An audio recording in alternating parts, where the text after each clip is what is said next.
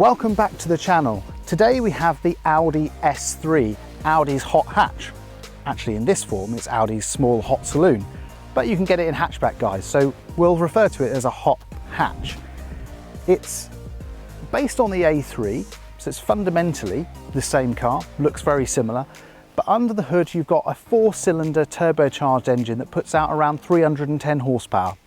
That gives you a 0 to 60 of 4.8 seconds and will go on to a limited top speed of 155 miles an hour.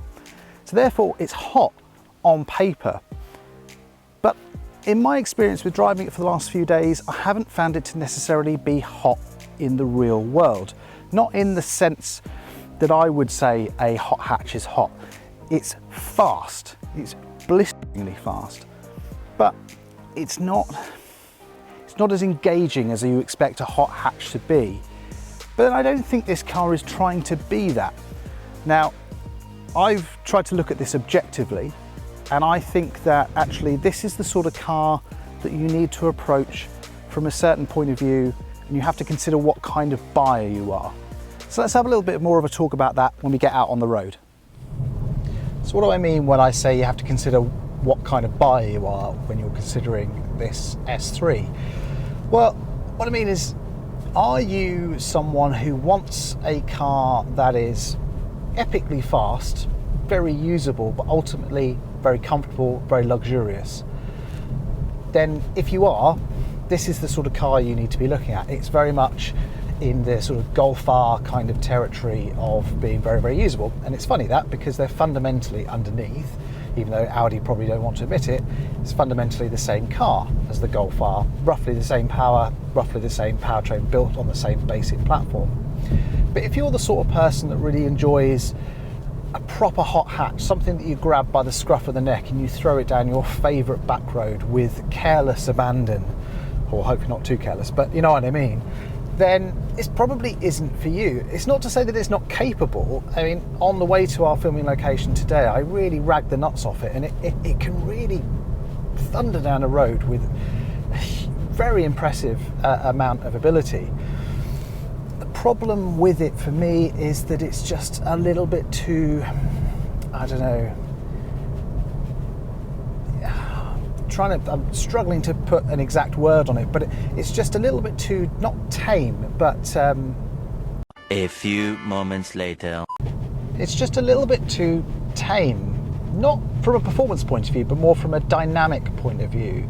It's very quiet, it's very comfortable, and it goes about its business with a degree of refinement that you don't normally get in most hot hatches.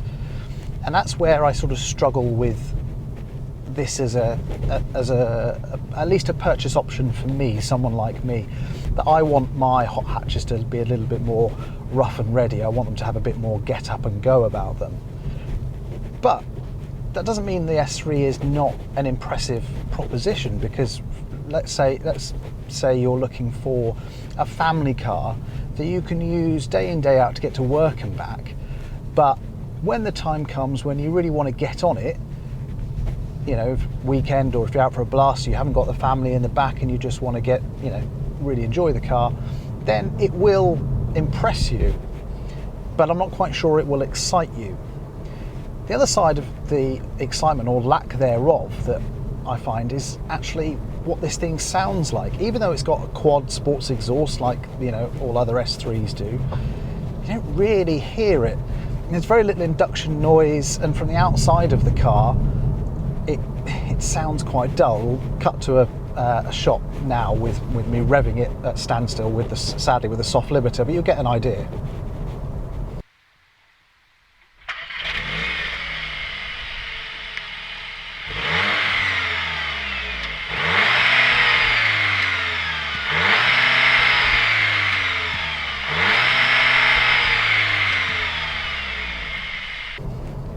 Yeah, so you see, I mean, I know it's not a boy racer car, it's not trying to be Larry, but when you've got a sports car, when you put it in dynamic, you expect a bit more emotion from the drivetrain. And again, that's where I find this S3 is lacking a little bit. But that being said, if you are looking for something that is that bit more refined, but has got some impressive performance credentials, then the S3 might just be right for you. Like I said before, this will do 0 to 60 in 4.8 seconds. I mean, that's bonkers for what is effectively an entry-level hot hatch for a range. You know, anything sub 5 seconds is fast in my book. Problem is with this is it just doesn't feel that fast. You look at the speedo and you see the numbers racking up, but it doesn't pin you back in your seat. It doesn't give you that sort of fizz in your stomach that tells you you're driving really, really fast. And that's where, again, you know, that's part and parcel of why this sort of falls a little bit flat for me, this car. But if I stop and just put it back into comfort mode and then use it like a normal daily driver and just poodle around as a normal sort of run-of-the-mill car, it becomes like a normal A3. It's comfortable, it's quiet, the ride's not too bad. It's a little bit bumpy, but actually, you know, given the fact that it's a passive suspension system, it works really, really well. And it's got plenty of space in here. I like the interior, it's not a bad layout. You know, you've got decent infotainment systems, the usual Audi fare. You've got a decent amount of space in the back, and the boot's pretty big. I think the hatchback is more practical, but the saloon's better looking, so you've got to decide which one you want, whether or not you want practicality or good looks. But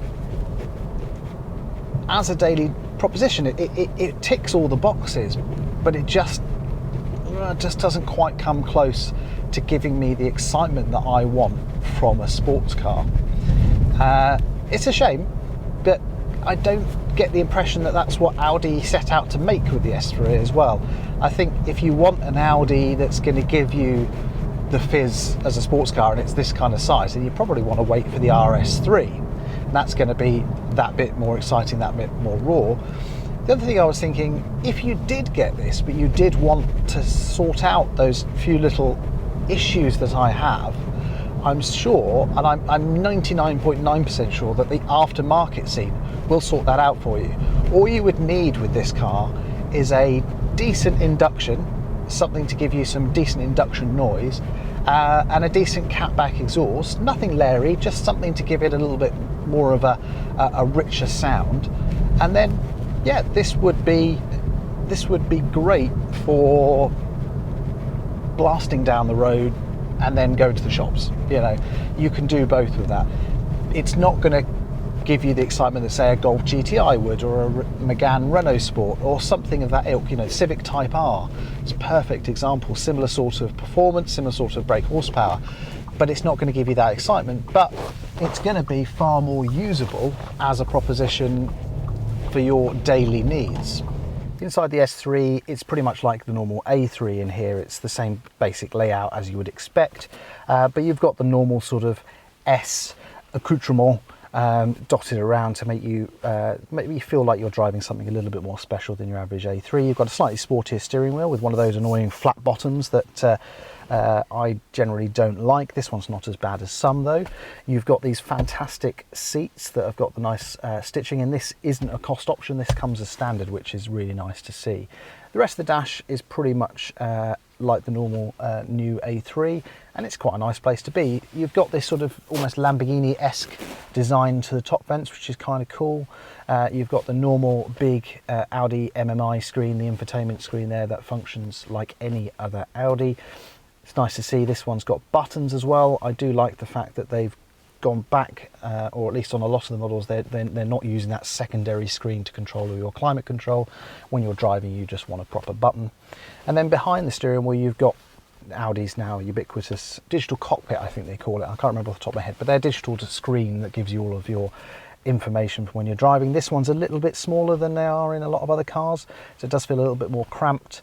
But overall, it works well. It's as good as pretty much every other Audi that I've driven, and you know, that's the thing about Audis. You get in one, and then you get in another one, and they feel like they're all coming from the same place. They do feel quite consistent in that sense. But overall, it's a nice place to be. It's not an exciting interior, but it's certainly, I would say, a much nicer place to be than like the new Golf, for example, with all of its sort of capacitive buttons and stuff. This is a much nicer layout. It's also quite economical as well. I've been seeing high 30s on sort of gentle cruises. It does drop down into the teens when you really get on it, but for most journeys you're going to see sort of mid to high 30s, which I think is quite reasonable for a hot hatch of this type, especially with this amount of power. It's also not the most expensive thing in the world. You'd think that, you know, being an Audi, you're going to pay a huge premium, and don't get me wrong, it's not a cheap car, but I think it starts at around £38,000. I think you pay an extra £500 if you want the saloon variant.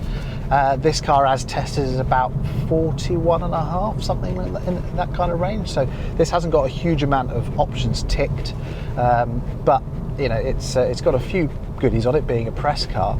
But that's not a huge amount of money, given the fact that you can spec a Golf R to the mid 40s without really any trouble. It makes it actually a surprisingly cost-effective option if you're looking for a premium fast hatchback or saloon.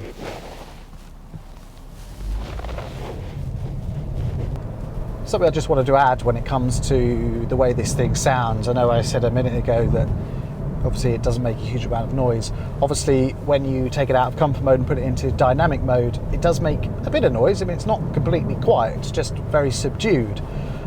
But the weird thing is that it pops and bangs. Well, maybe not bangs, but definitely has a little pop map built into it, so that when you lift off on the overrun, it occasionally does the odd little pop and pop out of the exhaust, which I find a bit curious, considering the fact that it's not a loud shouty exhaust, but yet does these sort of poppy farty things. So